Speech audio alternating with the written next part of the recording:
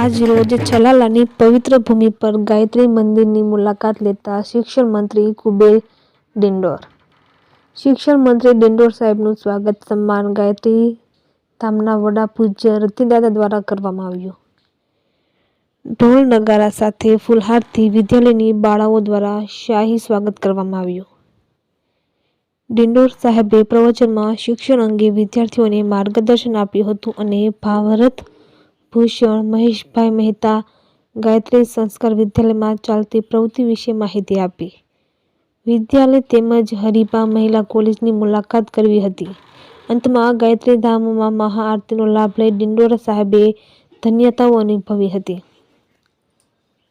સમગ્ર કાર્યક્રમનું સંચાલન ભારત ભૂષણ મહેશભાઈ મહેતા તેમજ શાળાના પ્રિન્સિપાલ શીતલબેન મહેતાએ કર્યું હતું. આ કાર્યક્રમને સફળ બનાવવા ગાયત્રી સંસ્કારધામ વિદ્યાલયના સ્ટાફે ભારે જહેમત ઉઠાવી હતી.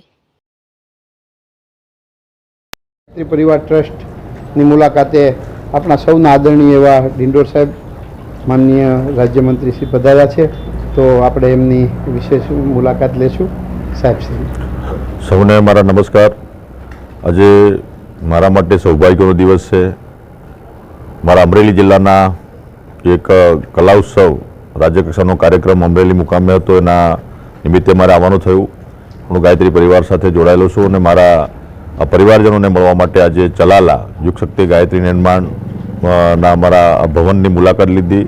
મારા પરમ પૂજ્ય સન્માનીય રતિદાદા સાથે મારા મહેશભાઈ અને એમની પૂરી ટીમ, મારા પરિવારજનો અને સાથે સાથે આપણા જે અહીંયા ગુરુકુલ ચાલે છે એના આપણા વિદ્યાર્થી ભાઈઓ બહેનો જે 650 જેટલા અભ્યાસ કર્યા છે એમની પણ મુલાકાત લીધી.